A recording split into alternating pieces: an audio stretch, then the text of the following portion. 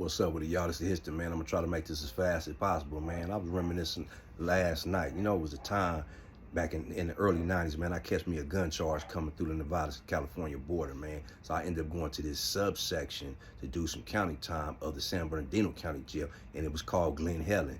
For cats that come through LA County familiar with it, it's like a wayside. It's out there in San Bernardino. So anyway, man, they got these dorms out here, and these dorms is set up with bunk beds up in them, and they have 60-man dorms. And these 60-man dorms was basically broke down like this: 30 Hispanics, 20 whites, 10 brothers. You know what I'm saying? To the administration, that was an even number. You know what I'm saying? And that's the way they always kept us. But anyway, we was having a lot of racial tension throughout the institution at this particular time. But my dorm was the only dorm that hadn't popped off, because we kind of had a little respect level up in there. But, you know, being what it is, I know that this is going to pop off at some point. It's inevitable. So anyway, man, I was in the dorm and I was taking a nap, right? And the way it's set up is you got a dorm, you got a bathroom, you got a day room.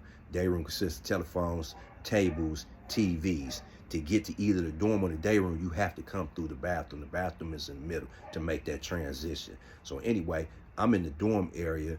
I got the homeboy, Lil Crypto from Harlem 30s, and Lil P from IEPJs. Them was my little hitters right there. So, you know, we up in there and I'm taking a nap. They keeping the ooze on me, security. All of a sudden, Crypto hits me, hit his arm. I look up, they in the day room squabbling.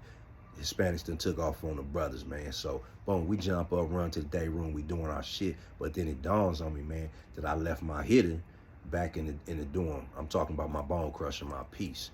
So when I first ran through the first time, it was a Hispanic inmate ran past me going into the dorm himself. So when I go to grab my bone crusher, man, I noticed that he didn't come past us because we had that area blocked off. So that means he's still in the dorm, man. So I go looking through the dorm. I catch the cat in the back hiding up under the bunk.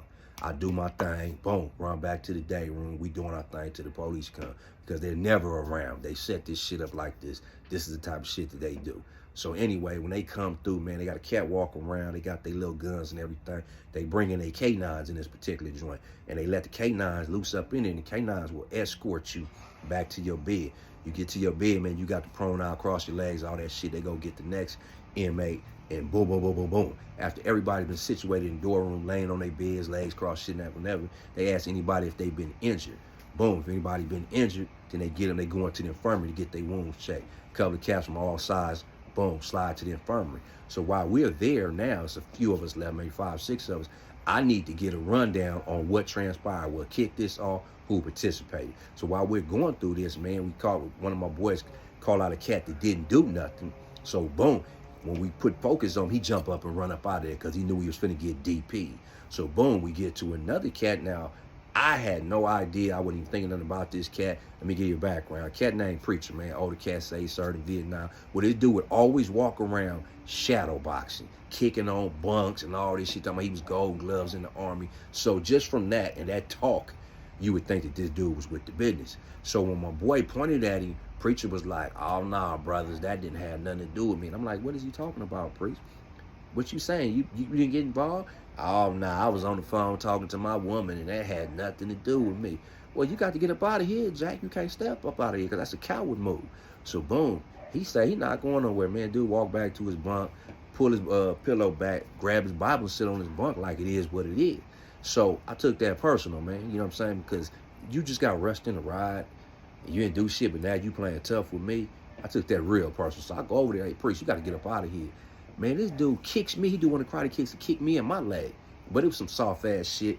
When I grabbed this dude by his ankle, snatched him off the bed, slammed him on his back. My boy Pete come off the second bunk, jump on his head, stomp him out. Boom. Now he's getting up out of there. So he grab his shit, man. He go to the front of the tier or the building or whatnot where they'll let you come in. And to get the deputy's attention, you got to holler to them. So he hollers out, "Deputy, get me the fuck up out of here before I kill one of these motherfuckers." And the whole dorm broke out laughing. Spanish, whites, black. It was kind of like the icebreaker. You know what I'm saying? Because we didn't have no real hate for each other, man, but it was politics. And in jail, you just gonna go with the flow. It is what it is. You know what I'm saying? So I say this to say that, man. I'm not trying to glorify no jail shit, no nothing, but this is what I do want to say. This particular cat, because he sounded good, talked good, acted good, I would have never thought that he wasn't with the business. He was going to do some coward shit. See what it is, man? We got a lot of people around us in our circle that talk good, sound good, dress good. They play their part, but they really some enemies. They actions ain't matching their words. Dig what I'm saying? That's what this is really about.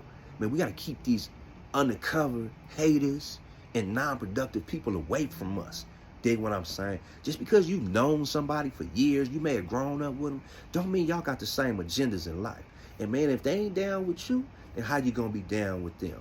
Bottom line, man, y'all gotta clear these circles out. Because if you get into a certain age, man, and you're around the same people and your life is still headed down a negative path, or you're not even, getting anywhere from that point, advancing, come on, man, it's time to look around you. And then when you finish looking around you, look at yourself. It's time to change shit up, man. You know what I'm saying? We got to stop accepting people because they grew up in the hood. We got to stop accepting people because we work with them or they knew such and such and such and such when they really ain't got no good intentions for us, man. You know what I'm saying? You can do it on your own. You don't need nobody else, man. You know what I'm saying? Especially if y'all not networking together, y'all not building together, man, shake that dead weight, man. It's the hist. I'm up out of here.